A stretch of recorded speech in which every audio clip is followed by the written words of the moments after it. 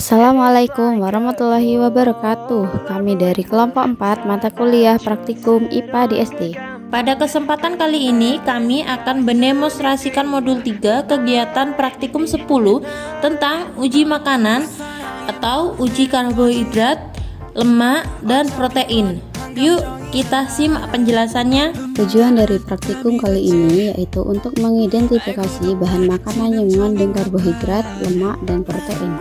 Alat dan bahan pada praktikum uji karbohidrat yaitu yang pertama pisang, 2 apel, 3 nasi, 4 telur rebus bagian putih, 5 tahu putih, 6 margarin, ke-7 biskuit, ke-8 tepung terigu, ke-9 gula pasir, ke-10 kentang, 11 kalium iodida, ke-12 nampan atau piring plastik.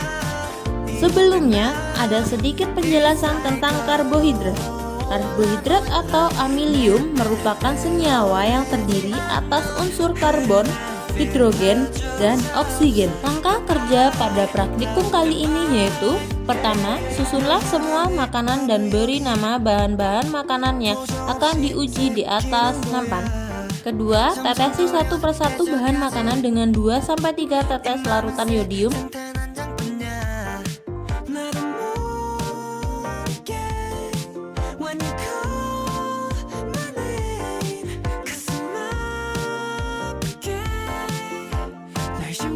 Perhatikan dan catat perubahan warna pada bagian makanan yang ditetesi larutan yodium.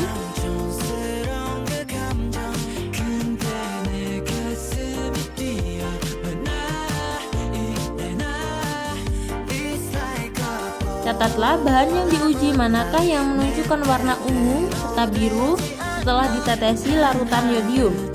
Berikut adalah hasil dari tabel pengamatan uji karbohidrat. Berdasarkan pengamatan di atas, kandungan karbohidrat terdapat dalam nasi, biskuit, dan kentang. Kesimpulan dari kandungan zat makanan atau karbohidrat dalam suatu bahan makanan dapat diidentifikasi melalui sebuah pengujian menggunakan larutan betadin. Hasil pengujian akan menunjukkan perubahan warna pada bahan makanan yang telah ditetesi betadin menjadi ungu atau biru. Semakin pekat warna birunya, semakin tinggi kandungan karbohidrat pada makanan tersebut.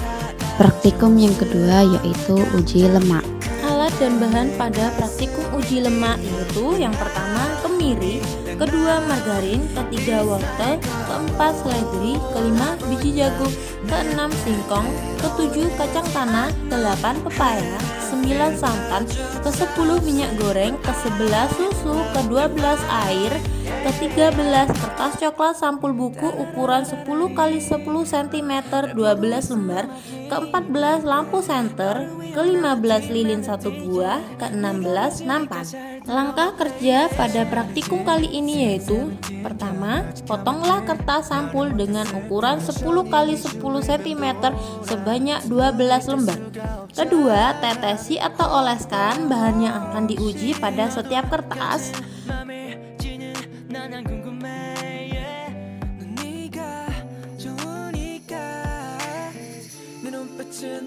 You already know 너도 원한다는 걸 네가 미소가 번지니까 그걸 보니까 네가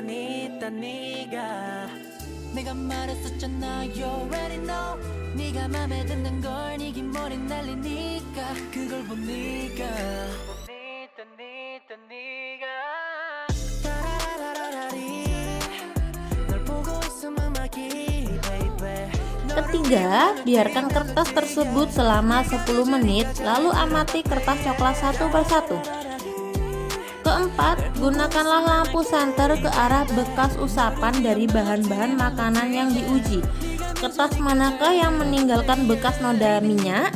Lalu catatlah hasil pengamatan pada tabel di lembar kerja.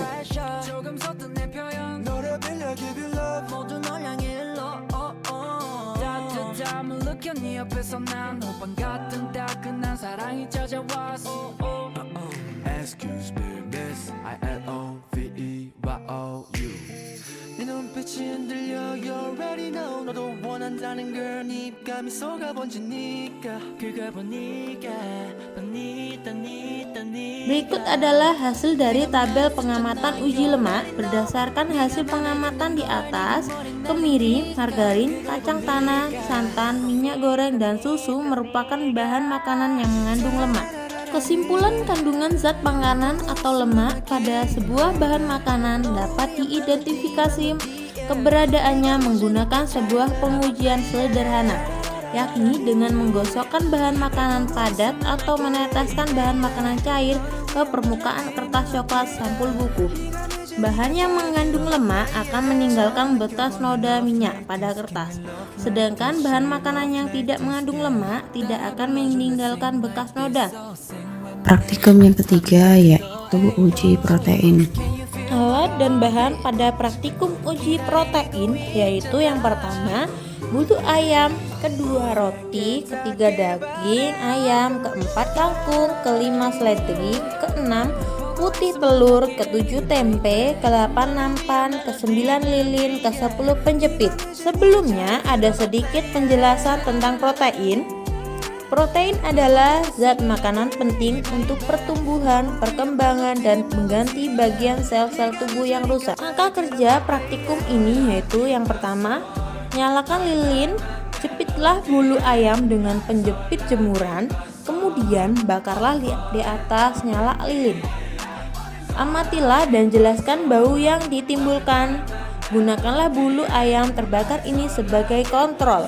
Kedua, jepitlah satu persatu bahan yang akan diuji, kemudian bakarlah di atas lilin.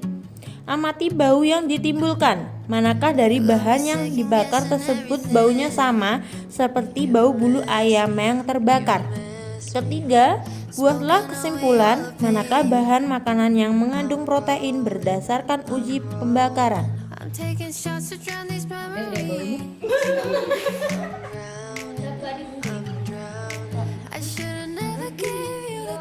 Bau.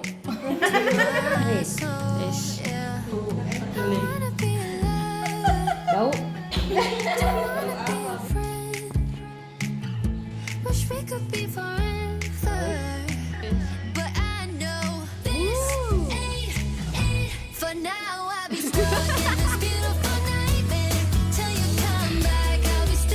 Berikut adalah hasil dari tabel pengamatan uji protein. Berdasarkan hasil pengamatan di atas, daging ayam, roti, putih telur, dan tempe merupakan bahan makanan yang mengandung protein. Kesimpulan, kandungan zat makanan atau protein pada sebuah bahan makanan dapat diidentifikasi keberadaannya menggunakan sebuah pengujian sederhana, yakni dengan membakar bahan makanan yang diuji tersebut.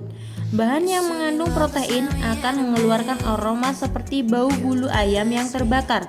Sekian hasil pengamatan dari kelompok kami tentang uji makanan, karbohidrat, lemak, dan protein. Semoga bermanfaat.